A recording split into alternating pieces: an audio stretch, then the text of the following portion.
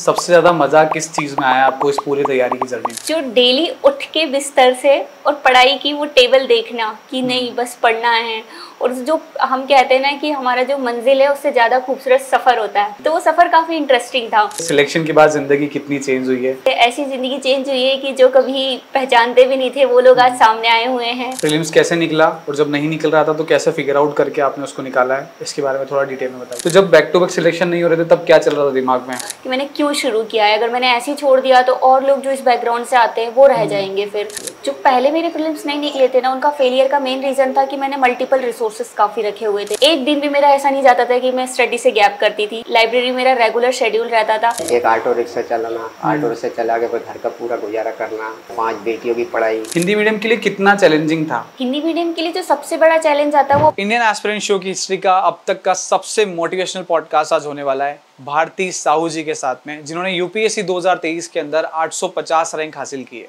इस पॉडकास्ट में हमने बहुत सारी बातें की है हिंदी मीडियम एस्पिरेंट के लाइफ के चैलेंजेस और कैसे उन चैलेंजेस से आपको बाहर आना है, माइंडसेट यूपीएससी एग्जाम के लिए आपको कैसा रखना चाहिए, साथ ही कैसे आप इस एग्जाम को क्रैक कर सकते हो इजी प्रोसेस से। इस एपिसोड को एंड तक जरूर देखिएगा। This podcast is powered by वुहील। Thank you so much. Podcast को शुरू करते हैं। Indian aspirant show featuring Bharti Sahu.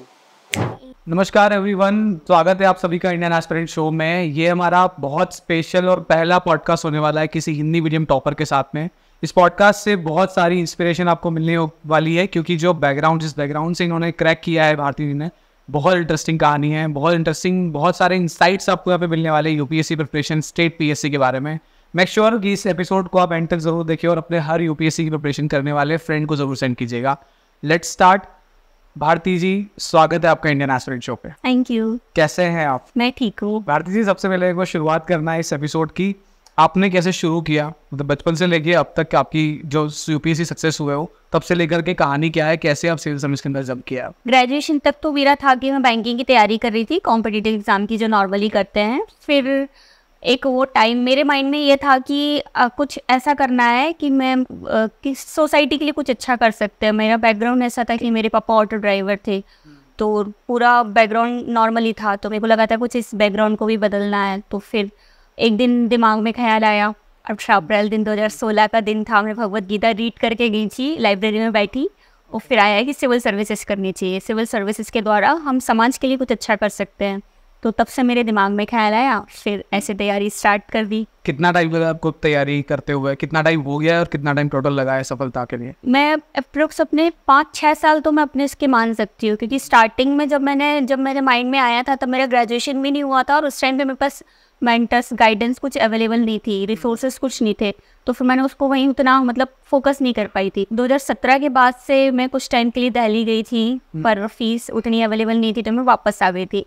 फिर मैं स्टेट पीएससी के एग्जाम पर फोकस करने लगी थी, तो अप्रोक्स मेरे को 5-6 साल इसमें लग गए। आपने बताया था बीच में आपने स्टेट पीएससी भी किया, थोड़ा डिटेल में आप इस कहानी को बताओगे? मेरा ये था कि जब मैंने 2018-19 का अटैम्प्ट दिया था यूपीएससी का, तो मेरा प्री नहीं हुआ था, तो फिर मेरे को लगा कि स्टेट पीएससी भी कर लेना चाहिए। तो फिर मैंने एमपीपीएससी का फॉर्म फिल कर दिया था। 2019 का मेरा एमपीपीएससी का प्री क्वालिफाई हुआ था, क्योंकि उसके लिए मैंने मेरा स्टैटिक पोर्शन जो था मैंने यूपीएससी के लिए पढ़ा हुआ था, तो वो मेरा काफ़ी स्ट्रॉन्ग हो चुका था। फिर एमपी स्पेसिफिक मैंने 1 महीने के लिए एमपी स्पेसिफिक और एमपी से रिलेटेड जो भी करंट अफेयर्स रहते हैं वो मैंने अच्छे से सॉल्व किए थे, तो वो मेरा वहाँ से प्री क्वालिफाई हुआ। फिर उसका मेंस आ गया था, तो मैं एमपी के मेंस में लग गई थी, तो वो मैंने मेंस भी क्वालिफाई कर लिया था, उसका इंटरव्यू मैंने दिया हुआ है उसका। उसके बाद में शायद 13% वाले निफाप। हाँ, फिर मैं इंटरव्यू दिया, तो वो इंटरव्यू मेरा पेंडिंग चले गया, 13% वाले जो ओबीसी का रिजर्वेशन था उसमें।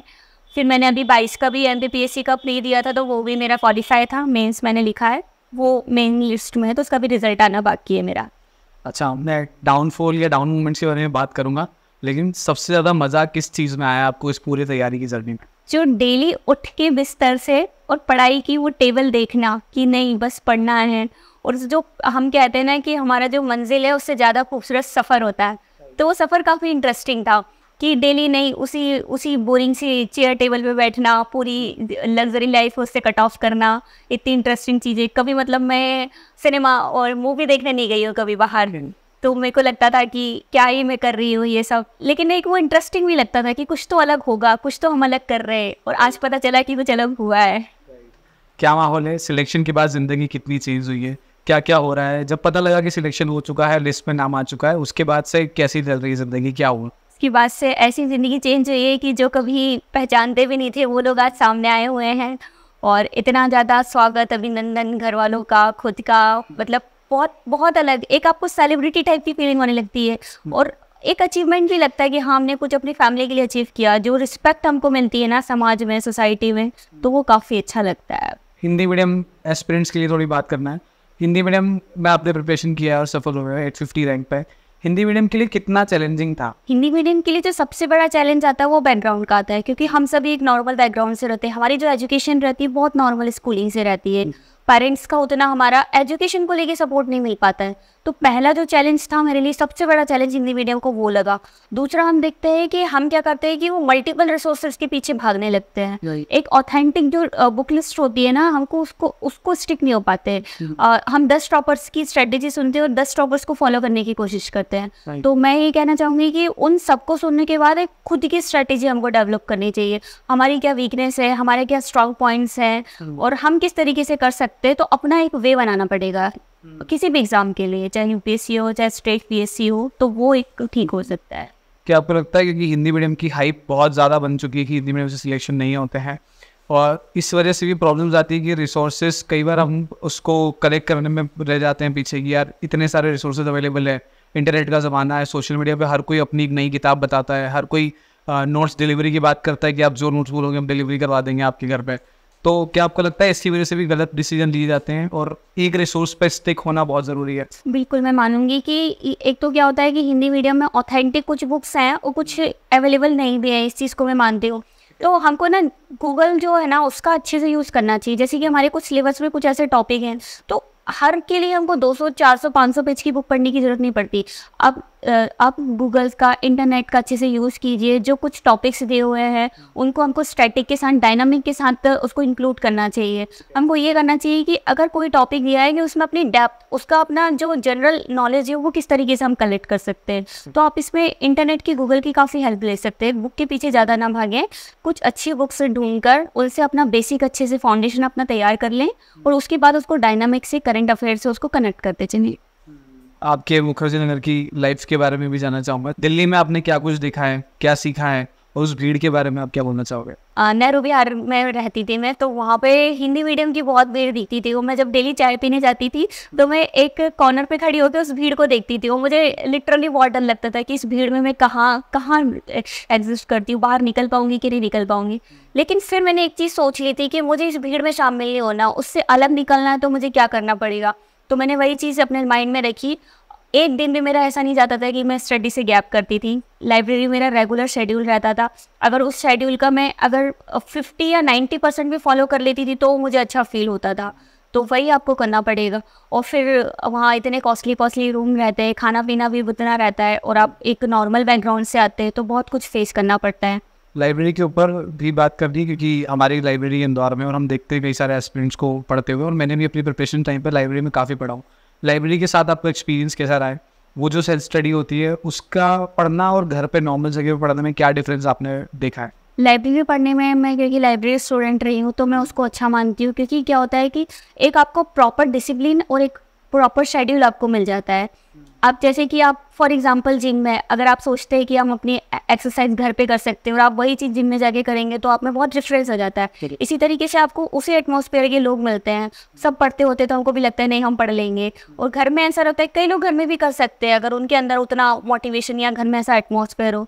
लेकिन मैं लाइब्रेरी को ज़्यादा प्रेफर करती हूँ अगर आप प्रॉपर शेड्यूल के साथ, प्रॉपर डिसिप्लिन के साथ जाके बैठते हैं तो। आपके प्रीलिम्स के बारे में चर्चा करते हैं। प्रीलिम्स कैसे निकाला है आपने?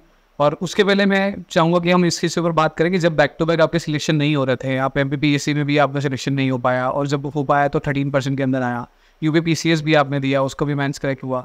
तो जब बैक टू बैक सिलेक्शन नहीं हो रहे थे तब क्या चल रहा था दिमाग में? क्या ऐसा लगा कि यार अब प्रेशर थोड़ा ज़्यादा क्रिएट हो रहा है, छोड़ के कुछ और कर देना चाहिए? क्या वो सही चीज़ आपके साथ हुई है? हाँ, माइंड में से चलने लगा था, क्योंकि बैकग्राउंड घर का ऐसा था तो लगता था कि कुछ प्राइवेट सेक्टर में कुछ कर लेना चाहिए। या फिर छोटे कोई एग्ज़ाम दे लेना चाहिए। मैंने दिए भी एग्ज़ाम्स, मतलब मैंने RRB वगैरह के फॉर्म वगैरह फिल कर दिए थे। बट ये था कि मेरा एक जो वाय था ना सिविल सर्विसेज में आने का, वो मेरा बहुत स्ट्रांग था। तो वो मेरे को जब भी मैं रास्ता को चेंज करने की कोशिश करती थी तो मेरे माइंड में क्लिक करने लगता था कि मैंने क्यों शुरू किया है। अगर मैंने ऐसे ही छोड़ दिया तो और लोग जो इस बैकग्राउंड से आते हैं वो रह जाएंगे, फिर मैं एक एग्जाम्पल नहीं बन पाऊंगी, खुद के लिए एक एग्जाम्पल क्रिएट नहीं कर पाऊंगी मैं। तो वो सारी चीज़ें मेरे माइंड में चलती थी। जब भी मैं मॉर्निंग में उठती थी तो बस वही चीज़ याद रखती थी, क्यों सिविल सर्विसेज करना है, क्यों मैं दिल्ली आई हूँ। फिर चुपचाप जाके बस पढ़ने बैठ जाती थी, फिर ज़्यादा नहीं सोचती थी। फिर धीरे धीरे बोलते ना कि कारवा बनता जाता है इसी तरीके से। अगर आई फील कि आप काफ़ी हद तक ये चीज़ें रिलेटेबल है बहुत ज़्यादा, और आई एम श्योर एस्पिरेंट्स के लिए भी ये चीज़ रिलेटेबल है, क्योंकि majority of aspirant specially Hindi medium की अगर हम बात करें तो मिडिल क्लास फैमिली से आते हैं, और हर मिडिल क्लास एस्पिरेंट अपनी परिस्थितियों से कहीं ना कहीं लड़ता रहता है। ऐसे एस्पिरेंट जो आज भी लड़ रहे हैं अपनी चुनौतियों से, अपनी प्रॉब्लम से, उनके लिए आपका क्या मैसेज है, क्या बोलना चाहते हो? मैं यही कहना चाहती हूँ कि प्रॉब्लम सबकी लाइफ में होती है। कोई फाइनेंशियली प्रॉब्लम्स फेस करता है, कुछ मेंटली करता है, लेकिन हाँ अगर जिसका बैकग्राउंड लो होता है तो उनको सारी चीज़ों को फेस करना पड़ता है। तो उन सारी चीज़ों को फेस करने के टाइम पे ना बस ये याद रखो कि ये वक्त भी गुजर जाएगा। ये मैंने अपनी कोड लाइन एक बना के रखी हुई थी, मतलब लाइब्रेरी के टेबल पे, कि ये बुरा टाइम है, ठीक है निकल जाएगा, लेकिन उस बुरे टाइम में हमने आपको कैसे सर्वाइव करना है। तो इसके लिए मैं ये बताना चाहूँगी कि अपने जो फैमिली मेम्बर्स हैं उनसे बात करते रहें। कुछ अच्छे अगर दोस्त बना सकते दोस्त बनाइए, उनसे बात करें, कुछ मेडिटेशन वगैरह करिए, जितना पॉजिटिव अपने आप को कर सकते हैं वो कर लीजिए।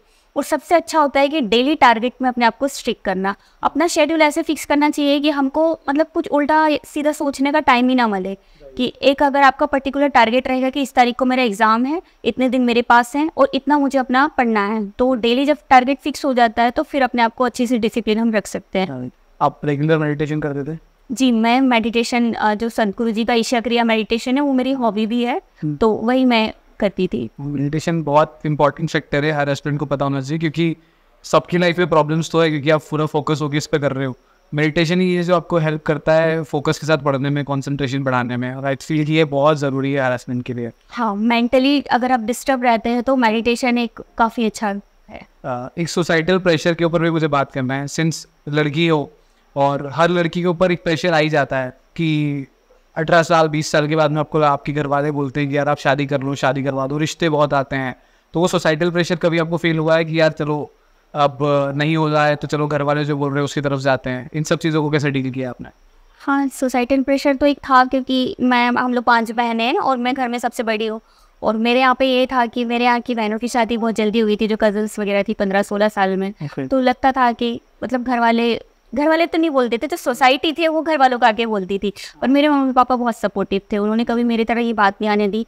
पापा हमेशा कहते थे कि तुझे जितना पढ़ना है उतना कर, जो तुझे करना है लाइफ में वो सब कर। तो एक कहते हैं कि घर वालों का जो सपोर्ट होता है ना वो बहुत ज़रूरी होता है इस चीज़ से निकलने के लिए। और खुद को भी ये हिम्मत बांधनी होती है कि अगर एक बार शादी हो गई तो फिर शायद हम उतना बेस्ट अपना नहीं कर पाएंगे, हम किसी और पर डिपेंड हो जाएंगे। आज तक पेरेंट पर डिपेंड्स थे, फिर शादी के बाद किसी और पे हो जाएंगे।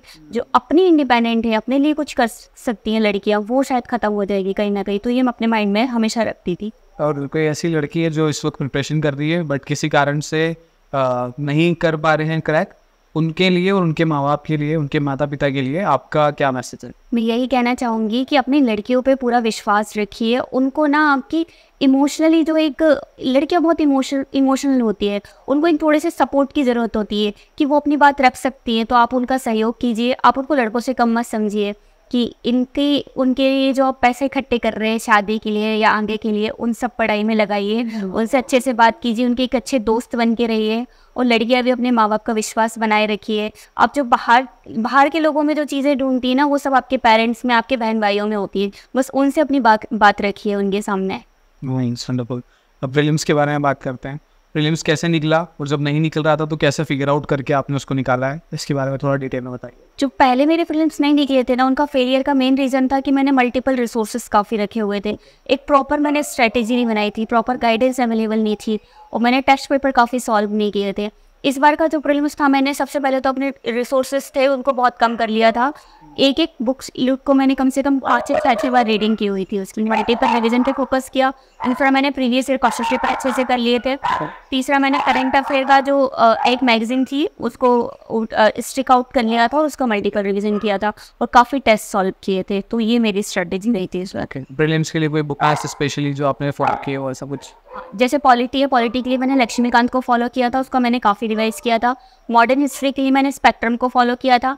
मिडाइवल के लिए मैंने सतीश चंद्रा को फॉलो किया था। एंशियन हिस्ट्री के लिए मैंने RS शर्मा पढ़ी थी। ज्योग्राफी के लिए मैंने 9th और 11th की जो NCERT की बुक होती है उसको पढ़ा हुआ था। और उसके बाद साइंस एंड टेक के लिए जो PT 365 मैगजीन आती है एनवायरनमेंट के लिए वो कवर किया था। इकोनॉमी के लिए रामेश्वर सर के नोट्स होते हैं उनसे मैंने कवर किया हुआ था। मेंस पे आते हैं। मेंस का सबसे चैलेंजिंग फैक्टर क्या था? ऐसा कहा जाता है कि मेंस में आप जब लिखते हो तो इंग्लिश मीडियम वाले थोड़ा फास्ट लिख पाते हैं, हिंदी मीडियम वाले थोड़ा सा स्लो हो जाता है राइटिंग प्रैक्टिस में, क्योंकि वो लैंग्वेज बैरियर होता है। इसको कैसे कवर अप किया और मेंस को क्लियर करने के लिए ओवरऑल आपकी स्ट्रैटेजीज क्या? मेंस के लिए मैंने ये किया था कि सबसे पहले अगर आपका जो सिलेबस है, सिलेबस आपका कवर रहता है ना एक स्टैटिक पोर्शन, तो आप जब PT और मेंस के बीच में जो आपके पास 3 महीने का टाइम रहता है ना उसमें आप लिखने की प्रैक्टिस अच्छे से कर सकते हैं। जितना आप टेस्ट पेपर लिखते जाएंगे उतना आपका क्या होगा कि एक तो स्पीड बढ़ेगी, दूसरा आपका एट द टाइम सोचने का पॉइंट्स बढ़ेगा। और जब आप किसी क्वेश्चन को किस तरीके कब सोचेंगे, जब आपका पीछे का पोर्शन मतलब कि आपका स्टैटिक अच्छे से कंप्लीट होगा। तो मैंने क्या किया था कि PT तक मेरा स्टैटिक अच्छे से कंप्लीट हो गया था। जैसे ही मेरा PT क्लियर हुआ मैंने हर एक जो हमारे मेंस के टॉपिक थे उन सब टॉपिक की भी मैंने लिस्ट बना ली थी। और उन लिस्ट को मैंने क्या किया था अपनी एक नोटबुक में सबकी डेफिनेशन, उसका करंट में क्या है, उसके कुछ अगर हम फैक्ट डाल सकते हैं, कुछ कोट्स वगैरह हम लिख सकते हैं, तो इस तरीके से मैंने पूरी नोटबुक तैयार कर ली थी। और मैंने टेस्ट लिखे थे काफ़ी, तो उससे काफ़ी हेल्पफुल हुआ था। नाइस। और मेंस में सबसे ज़्यादा चैलेंजिंग आपको क्या सा लगा कि यार ये सबसे ज़्यादा चैलेंजिंग है हिंदी मीडियम एस्पिरेंट की पर्सपेक्टिव से? जो पेपर 2 और 3 होता है उसमें वो काफ़ी था, क्योंकि उसमें डायनामिक ज़्यादा रहता है, स्टैटिक पोर्शन हमारा कम हो जाता है, तो वो मुझे काफ़ी डर लगता था। उसमें मार्क्स भी कम मिलते हैं, तो मुझे लगता था कि इसको कैसे कवर करना है, तो वो ज़्यादा लगा। लेकिन मैंने फिर अपने प्लस पॉइंट निकाले कि हमारा जो एथिक्स है हिंदी मीडियम के लिए और ऐसे है, इसमें हम अपने मार्क्स गेन कर सकते हैं, तो उस पर मैंने काफ़ी अच्छे से फोकस कर लिया था। वंडरफुल। इंटरव्यू के बारे में बात करते हैं। इंटरव्यू में क्या ऑब्जर्वेशन है आपका? इंटरव्यू हॉल में जाने के बाद क्या हुआ, कैसे सवाल पूछे गए, क्या वाइब आपने टोटल वहाँ पे ऑब्जर्व की है? जब एंट्री की थी तब तो बहुत डर था डर, और मतलब जब प्रेशर देखा तो लगा, क्योंकि मुँह में जिस तरीके से फील कराया गया था तो लगता था उसी तरीके के कुछ क्वेश्चन वगैरह होंगे। फिर जब मैं बैठी तो आफ्टरनून में मेरा फर्स्ट ही इंटरव्यू था। फिर मैं चुपचाप बैठ के सिर्फ मेडिटेशन कर रही थी। वहाँ भी मैं सिर्फ मेडिटेशन कर रही थी। उनका जो होगा देखा जाएगा, अंदर मैं सिर्फ उनसे नॉर्मल बातचीत करने के लिए जा रही हूँ और अपने बारे में बताने जा रही हूँ। मैं ये माइंडसेट के साथ अंदर गई थी। बाकी मेरा इंटरव्यू काफ़ी अच्छा गया था, काफ़ी कॉर्डिनेट था। कितने मार्क्स आए और क्या सवाल पूछे गए थे, कुछ बताना चाहोगे आप? मेरे इंटरव्यू में 175 मार्क्स थे और मेरा जो दाता सर के बोर्ड में था इंटरव्यू था, तो मेरा जो हॉबी था वो वुमेन से रिलेटेड था, हेल्थ एंड हाइजीन और ईशा क्रिया मेडिटेशन। तो मेरा मोस्टली जो इंटरव्यू गया था वो वुमेन पर्सपेक्टिव में गया था। कुछ ओपिनियन बेस्ड मुझसे क्वेश्चन पूछे गए थे, कुछ के आंसर मैं 1-2 फैक्चुअल थे तो मैं उनके आंसर ठीक से नहीं दे पाई थी, पर ओवरऑल कह सकते हैं कि मेरा इंटरव्यू ठीक था। जब आप हाइजीन की बात करते हो तो एक ऐसा टॉपिक है जो फीमेल हाइजीन पे हम कई बार जब भी हम किसी फीमेल टॉपर से या किसी फीमेल टीचर से जब बात करते हैं तो हम हमेशा कोशिश करते हैं कि मेंस्ट्रुअल हाइजीन के बारे में थोड़ी बात की जाए। मैं इसको ऐसे भी देखता हूँ कि जब कोई मेल एस्पिरेंट है उनके पास 30 दिन होते हैं महीने के, कहीं वहीं कोई अगर फीमेल एस्पिरेंट है उनके पास में 25 दिन होते हैं पढ़ाई के, क्योंकि आपको 4-5 दिन एक्सट्रीम पेन से के थ्रू होके जाना पड़ता है। एंड आई फील कि वो हर एस्पिरेंट को अभी कोई मेल एस्पिरेंट उसको नहीं समझ सकता, कोई इंसान उसको जब तक आप वो दर्द फील नहीं करोगे तब तक आप नहीं करते, क्योंकि एंजाइटी होती है, मूड स्विंग्स होते हैं आप लोग।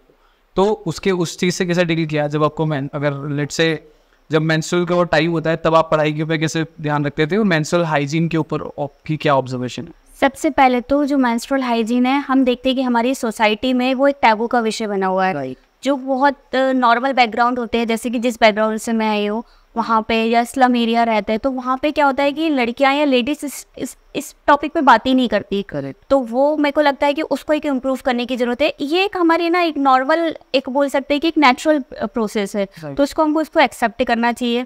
और उसमें जो 2-3 दिन का जो मूड स्विंग वगैरह की प्रॉब्लम आती है, तो उसको हमको खुद एक पॉजिटिव वे में डील करना चाहिए। कि जैसे कि कुछ लड़कियों को होता है कि बहुत ज़्यादा पेनफुल होता है ये, मतलब सभी में इस तरीके की प्रॉब्लम्स नहीं होती। तो इसके लिए बात भी उठी थी कि हमको पैड लीव दे देना चाहिए या फिर नहीं, इसमें काफ़ी डिबेटेबल इशू है। लेकिन मैं यही कहूँगी कि जो भी मेल एस्पायरेंट है या फिर जो भी पुरुष हैं घर के, उनको इस चीज़ को फील करना चाहिए कि जो 2-3 दिन का पेन होता है उससे महिलाएं काफ़ी इमोशनली, मेंटली बहुत कुछ फील करती हैं। तो उस टाइम आप उनका सपोर्ट कीजिए, उनका सहयोग बनाए रखिए। और लड़कियां हैं तो उनको आप इसको वीकनेस ना मानिए, ये सोचिए कि एक नेचुरल प्रोसेस है। 2-3 दिन अपने मूड को उस तरीके से बनाए रखिए। इमोशनल इंटेलिजेंस जब आपका बैलेंस होता है तो आप बाय डिफॉल्ट इस चीज़ से रिकवर कर पाते हो।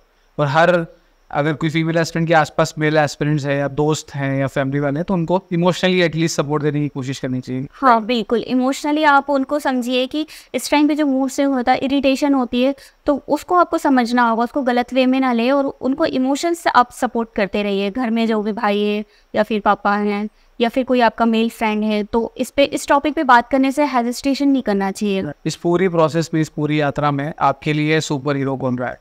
मेरे पापा। क्या कैसा क्या सपोर्ट किया, क्या बातें होती थी आपकी और आपके पापा के बीच में जब ऐसी चीज़ें आती थी ना कि आपको अगर कभी नेगेटिव फील हो रहा हो, तो आपके पापा ने आपको किस तरह से सपोर्ट किया, क्या बात होती थी?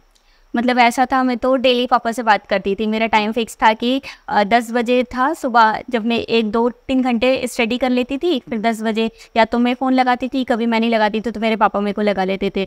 तो वो मतलब ये था कि हम लोग की बात बहुत कम होती थी, लेकिन ऐसा था कि इमोशनली जो बना रहता है ना, कि एक हिम्मत देने का काम रहता है, वो मेरे पापा करते थे। इसके साथ ही मेरी बहनें, मेरे बहन भाई जो थे, वो हम 5 बहनें हैं, तो हमको बाहर के दोस्तों की ज़रूरत नहीं पड़ती थी। जो भी दिन भर का स्ट्रेस वगैरह था वो मैं उनसे निकाल देती थी, वो लोग अपनी बात बता देती थी। तो मतलब एक सुपर हीरो का काम पापा और एक पूरा फैमिली का जो एटमॉस्फेयर था ना, वो मेरे लिए काफ़ी हेल्पफुल रहा था इस चीज़ में। और अगर आपको फैमिली का सपोर्ट मिलता है तो थोड़ी सी आपका राह आसान हो जाती है, बहुत आसान हो जाती है। राइट। इस पूरी जर्नी को अगर आप सम अप करेंगे 1 मिनट के अंदर, तो आपको क्या लगता है आप इस पूरी यात्रा को क्या नाम देंगे? अगर 1 मिनट के अंदर आपको समझाना हो किसी को कि आपका पूरे 5 साल कैसे बीते हैं, तो आप कैसे समझाओगे? जैसे कि राम जी को जो 14 वर्ष का वनवास मिला हुआ था, ठीक है, पांडवों को जो वर्षों से वनों में घूम उस टाइप की एक स्टोरी होती है। हाँ। हर एक मतलब पर्सन होता है ना, उसके जीवन में कुछ ना कुछ उतार चढ़ाव होता है। अगर आप स्टडी नहीं कर रहे हैं, आप कोई प्राइवेट सेक्टर में वर्क कर रहे हैं, तो सोचिए तब भी आपके ऊपर स्ट्रेस रहेगा। तो आप ना ये स्टडी की जर्नी को उस स्ट्रेसफुल माहौल में ना ले जाइए, एक इसको पॉजिटिव वे में देखिए। और किसी भी एग्ज़ाम को एक अपनी ज़िंदगी पर मत लीजिए कि जीने मरने का सवाल नहीं है। अगर कुछ नहीं तो हम इसी को सीख कर जाएंगे, कुछ हमको तजुर्बा मिलेगा, उस तजुर्बे को हम कहीं ना कहीं यूज़ कर सकते हैं। मैंने जब मेरा स्टार्टिंग के नहीं होते थे ना, तो मैं उसको एक अपने उस पर ईगो पे ले गई थी कि मैं इंटेलिजेंट थी और मेरे नहीं हो रहे, तो ऐसा कैसे हो सकता। फिर मैंने ना उसको एक्सेप्ट करना स्टार्ट किया। फेलियर हमारी लाइफ का पार्ट है, उसको एक्सेप्ट कीजिए। हमने क्या गलतियाँ की है उनको सुधारते जाइए, और फिर अच्छी अच्छी मूवीज़ देखिए, अच्छे अच्छे लोगों से मिलिए, अपनी फैमिली से बात करते रहिए। तो जो एक वो वाला लो फेस होता है उससे आप बाहर निकल सकते हैं। बाकी आपका अगर ज़्यादा कुछ प्रॉब्लम हो तो बैकअप प्लान आपका रेडी रखिए, क्योंकि वो भी बहुत ज़रूरी है। आप प्लान बी पे भी वर्क करते रहिए ताकि आप जो मेंटली डिस्टर्ब होते हैं उससे बच सकते हैं। क्योंकि आप स्मिता के स्टूडेंट रहे हो, मैं चाहूँगा विकास सर के बारे में थोड़ा बात करते हैं। विकास सर से क्या आपने सीखा है, क्या इंस्पिरेशन उनसे मिली आपको? विकास सर की जो मैं वीडियोस देखती थी, उनसे मेरे को यही सीखने को मिला है कि लाइफ जो है उसको देखने का नज़रिया मैंने सीखा है कि आप अगर फेलियर होते हो या फिर किसी एग्ज़ाम में पास होते हो तो वहीं आपकी ज़िंदगी नहीं रुकती है। आपने अगर कुछ चीज़ें सीख ली हैं जीवन में, अगर कुछ अनुभव आपने सीख लिया, तो आपको किस तरीके से यूज़ कर सकते हो। तो ये चीज़ें जो थी मैंने वहीं पर देखी है कि ज़िंदगी को दूसरे नज़रिए से कैसे देखते हैं। ये ज़िंदगी किसी एग्ज़ाम की तरह नहीं है कि बस पास हुए तो आप बहुत बेहतर हैं, फेल हुए तो आप किसी लायक नहीं है, ऐसा कुछ नहीं है। आप एक अच्छे इंसान बन सकते हैं। जिस दिन आपने अपने दिमाग में सोच लिया ना कि मैं अलग कैसे दुनिया से, मैं किस तरीके से अलग कर सकता हूँ अपने आप को, उसी दिन से आप जीवन में बेहतर कर लेंगे। चाहे आप प्राइवेट सेक्टर में करें या गवर्नमेंट सेक्टर में, किसी भी सेक्टर में करें, बस अपने आप को पहचानने की ज़रूरत है। वही सीखा।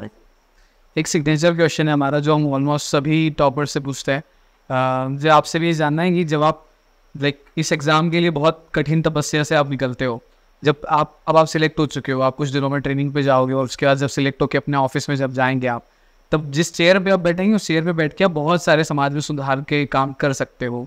आपने क्या ऐसा कुछ सोचा है कि यार मैं अगर कुछ बन जाऊंगी तो उस दिन मैं ये चेंज सोसाइटी में लाना चाहती हूँ? जी बिल्कुल, मेरे मतलब क्राइटेरिया था वुमेन एम्पावरमेंट का था, जो स्टार्टिंग से मैंने देखा हुआ था कि हम लोग मतलब एक स्लम एरिया में रहते थे पहले, तो वहाँ मैंने देखा था कि किसी को गवर्नमेंट की जो स्कीम है उनके बारे में कुछ नॉलेज नहीं होता था, प्रशासन क्या होता है ये सारी चीज़ें उनको नहीं पता था कि जो प्रशासन है वो जनता के लिए ही है, उस तक उनकी पहुंच नहीं होती थी। तो मैंने फिर जब मैंने सिविल सर्विसेज में आने का मेरे को माइंड में आया था, तो मैंने यही सोचा था कि सबसे पहले तो हमको जनता और प्रशासन के बीच की दूरी है ना उसको कम करना है। वो कैसे हो सकती है? ग्राउंड रियलिटी पे वर्क करके। और बाकी हमारा जो भारत है एक विविधता वाले समाज वाला देश है, हर एक क्षेत्र में अलग तरीके की समस्याएं हैं। तो मैंने यही सोचा है कि जिस क्षेत्र में मैं जाऊँगी उस क्षेत्र की जो स्पेसिफिक प्रॉब्लम है मैं उन पे वर्क करना चाहूँगी। और जो ओवरऑल हम अगर इंडिया में देखते हैं तो women empowerment, hunger, education, environment, ये मेरे प्रायोरिटी एरिया रहेंगे। सो वुमेन एम्पावरमेंट आई फील कि यूपीएससी सिलेक्शन के साथ आपने इनिशिएट कर भी चुके हो, क्योंकि इस वक्त जितने भी लोग आपको देख रहे हैं स्पेशली फीमेल्स, तो हज़ारों लाखों लड़कियों के लिए आप ऑलरेडी इंस्पिरेशन बन चुके हो। दैट्स सो वंडरफुल कि किसी की लाइफ में आपकी वजह से वैल्यू एडिशन हो पा रही है। साइंस एक चीज़ और, वीडियो को एंड करने के पहले अगर पॉसिबल होता है तो मैं आपके पापा से 2 या 3 मिनट के लिए बात करना चाहूँगा, इफ़ इट इज़ पॉसिबल। अगर ये पहली बार हो रहा है हमारे शो पे कि हम किसी सिलेक्टेड एस्पिरेंट या सिलेक्टेड कैंडिडेट के पिता से हम बात कर रहे हैं, कैसा महसूस हो रहा है? कैसे हैं आप? अभी बहुत अच्छा महसूस हो रहा है, काफ़ी खुशी हो रही। जो अपना सपना था, बच्चों का सपना था, आज सपना हमारा साकार हुआ। अच्छा, मुझे जानना है स्पेशली क्योंकि मैं भी गांव से बिलोंग करता हूं और मैंने अपने गांव में देखा है कि माँ बाप अपने बच्चों की शादी वो जल्दी करा देते हैं। क्या आपके पास भी कभी ऐसा विचार नहीं आया कि चलो बेटी बड़ी हो गई है, शादी करा देते हैं या आगे देखते हैं? इससे कोई विचार आपके पास में आए थे?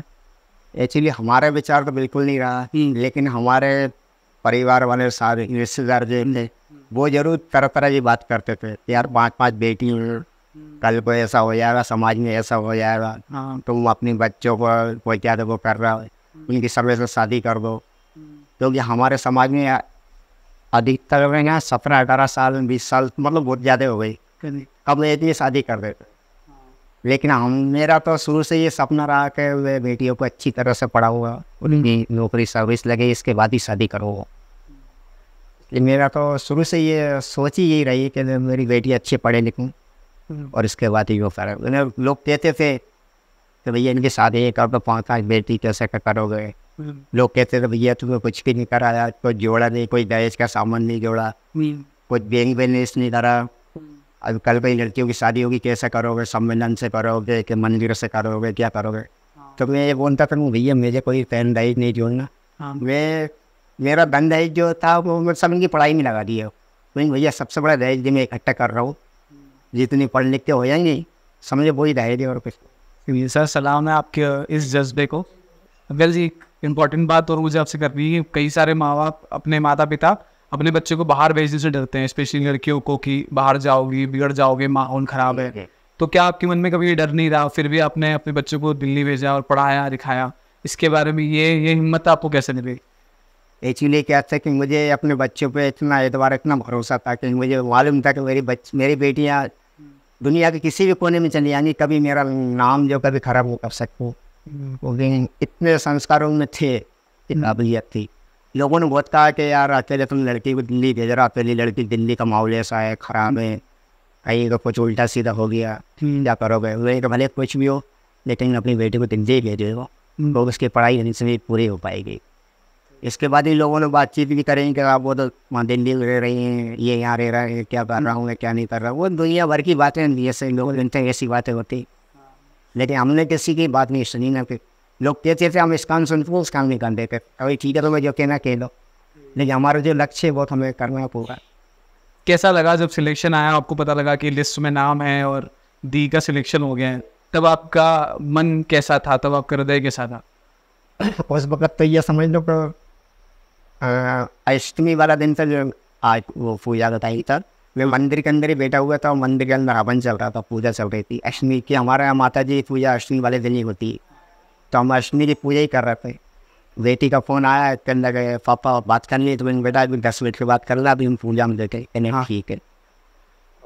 अच्छा, तब दी दिल्ली रहे? हाँ, ये दिल्ली में गई। हाँ, ये इसकी क्या है, इसकी एक खूबियत रही है कि कभी भी कोई भी इसकी खुशी का समाचार होता था ना, तो सबसे पहले ये मेरे पास ही फ़ोन करती। कोई भी खुशखबरी होती थी ना, तो मैं इसका जब फ़ोन आया था ना, तो मैं जब ही समझ गया था। और मैं थोड़ा बहुत ये चैनल वगैरह तुम्हारे देखते रहता हूँ ना, तो इसको मैंने ना 4-5 दिन पहले ही बोल दिया था मैं कि बेटा मैंने है ना 15 तारीख तक नहीं हो सकता, तुम लोगों को रिजल्ट आ जाएंगे। तो कहले नहीं पापा, कहले अभी इतनी जल्दी नहीं आएगा। लेकिन क्या मैंने अभी एक चैनल पे देखा तो उसमें बता रहा था कि 15 तारीख के बाद से आना रिजल्ट चालू हो जाएंगे। फिर क्या हुआ? फिर जब फ़ोन आया तब क्या हुआ? तो मैंने जब भी फील कर लिया था कि नहीं, मैंने कहा इसको कोई ना कोई खुशखबरी है। तो मतलब मन में तो ऑटोमेटिक ऐसे फील होने लगा था कि आज कोई ना कोई बहुत बड़ी खुशखबरी है। मैंने अपने आप में मन में ये समझ लिया था। और मैं माता रानी का जल्दी जो भी पूजा पाठ हो रही थी वो करके, और मैं घर आया थोड़ी देर के बाद प्रेस का फ़ोन आया। बोले पापा मेरा पेपर निकल गया, बोले पास हो गई। तो बहुत खुशी हुई। सही है। अच्छा, इस पूरी यात्रा में, क्योंकि आप सबसे पूरा घर परिवार जब आप साथ खड़े हो बेटी के साथ पे और उसके बाद सफल होना, इस पूरी यात्रा को आप कैसे देखते हो? वो यही मतलब कि जिस संघर्ष, जिस परेशानी से हम लोग गुजरे हैं, काफ़ी मुश्किलें का सामना करना पड़ा, तब जाके इस मंजिल पे पहुँच पाए हैं आज। काफ़ी संघर्ष है, क्योंकि मैं घर में अकेले ही करने वाला था पहले। एक ऑटो रिक्शा चला के घर का पूरा गुजारा करना, क्योंकि उस टाइम के मेरे को 1200-1300 रुपये तनख्वाह मिलती थी, और घर में खर्चा इतना, 5 बेटियों की पढ़ाई, एक मामूली सी भी झोपड़ी में रहते थे वहाँ पर। ये मकान कमरे मतलब बात है यहाँ से। और कभी कभी ऐसा टाइम आता था कि घर का मेंटेनेंस पूरा नहीं कर पाते थे, तब हमारी पत्नी ने हमारा सहयोग किया। उन्होंने बोला तुम चिंता मत करो, मैं तुम्हारे साथ हूँ, अपन अपनी बेटियों को पढ़ाएंगे लिखाएंगे। तो तभी ये मेरे साथ में मतलब ये घर का काम शुरू कर दिया, झाड़ू पोछा वर्क होगा। इन्होंने मतलब मेरा काफ़ी सहयोग करा, कांधे से कांधा मिला के हर बुरे वक्त में साथ दिया। मतलब इनने कई तरह से मेरी हिम्मत नहीं हार दी। जो बेटियां इस वक्त पढ़ाई कर रही है, यूपीएससी की तैयारी कर रही है और एग्जाम नहीं निकल रही है, परिस्थितियां विकट है, उनके लिए, उनके जीवन में भी बहुत परेशानियां आ रही है, उसके लिए आपका क्या संदेश है? उनके लिए मेरा यही संदेश है कि बेटा आप बिल्कुल हिम्मत मत हारो, कोशिश बिल्कुल बराबर लगातार करते रहो, क्योंकि एक ना एक सफलता जरूर, कामयाबी आपको मिलेगी। लेकिन हिम्मत मत हारना बिल्कुल भी। जिस लक्ष्य को आप प्राप्त करना चाह रहे हो उस लक्ष्य के पीछे बिल्कुल लगे रहना, सफलता जरूर हासिल होगी। और कभी हिम्मत मत हारना, और अपने माँ बाप का सपने जरूर साकार करें। सलाम है सर आपकी इस जज्बे को कि आपने अपनी, और न सिर्फ भारती दी, आपने अपनी सारी बेटियों को पढ़ाने के लिए इतने इनिशिएटिव लिए और उनको पढ़ा रहे हो। सलाम है आपके और आपके पूरे परिवार को, जिसकी वजह से आज ये रिजल्ट निकल पाया है। थैंक यू सो मच, बहुत बहुत धन्यवाद। बड़ा मज़ा आया आपसे और भारती दी से बात करके। आई एम श्योर कि जब भी मैं भोपाल आता हूँ आगे से मैं आपसे ज़रूर मिलूँ, और बहुत मज़ा आया। Thank you so much. मेरे को सर बेसिकली के नाम से जब ये फुर्सत टाइम रहता हूँ, ऑटो नहीं चलाता हूँ, तो गाड़ी खड़ी रहती ना, तो उस टाइम पे मैं पाई टाइम में जो बैठ रहा था भाई तुम्हारी ये चैनल में देखता रहता हूँ, उसमें ये बताते रहते हैं फलाने की बेटी आप बेटी बन गई अधिकारी, ये बन गई वो बन गई। तो चैनल पे मैं देखते रहता हूँ। एक धारावाहिक भी आता था अफसर बेटिया, वो देखता था ध्यान से, उसमें मेरा बहुत अच्छा लगता था। मेरा बहुत ही फेवरेट मतलब धारावाहिक था वो, उसके बहुत ध्यान से देखा, उसको पूरे भाग में देखे हुए।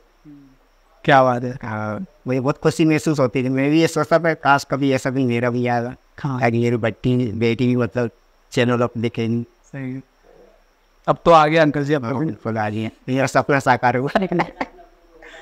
तो आज भी सही बात है। और मैं तो सबके लिए कहूँगा, जो हमारे लेवल के लोग हैं, जैसे ऑटो रिक्शा वाले हुए, सब्जी के ठेले वाले हुए, मजदूर आदमी हुए, जो भी गरीब स्थिति में है, वो है ना जहाँ तक हो सके अपने बच्चों को पढ़ाई लिखाई पे पूरा ध्यान में, पूरा फोकस उनकी तरफ पे, ना कि ये ना सोचे बेटी पराया धन है या अपने घर का बोझ है। उन पर जितना हो सके उतना अपने जी जान लगा के उनमें मतलब पूरी उनकी पढ़ाई लिखाई पर ध्यान दें। एक दिन ये बेटी नाम रोशन करेंगे आपका। तो मैं एक चीज़ आपको बोलना चाहूँगा, जो आपने बोला कि हमारे लेवल के जितने लोग हैं, आपने अपनी बेटियों को पढ़ा के ना आपका लेवल बहुत ऊपर कर दिया है। तो आई फील कि लेवल इससे डिसाइड नहीं होता कि आप क्या काम कर रहे हो, लेवल इससे डिसाइड होता है कि आपकी सोच कैसी है।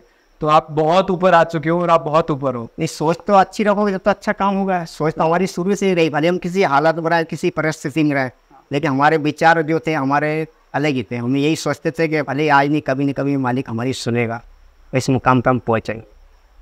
बहुत बहुत धन्यवाद सर आपका पॉडकास्ट पे आने के लिए, और भारती दी का भी बहुत बहुत धन्यवाद। Thank you so much audience for watching this podcast till the very and. मुझे लगता है ये एपिसोड अब तक का सबसे ज़्यादा इंस्पिरेशन से भरा पॉडकास्ट है। आई एम श्योर आप सभी ने इस पॉडकास्ट को एंजॉय किया होगा। ऐसे ही बहुत सारे पॉडकास्ट हम आपके लिए लेकर आने वाले हैं। चैनल को अभी सब्सक्राइब कर लीजिए और हर उस यूपीएससी एस्पिरेंट के साथ शेयर कर दीजिए जिसकी लाइफ में बहुत सारी प्रॉब्लम्स है और वो मोटिवेशन चाहता है।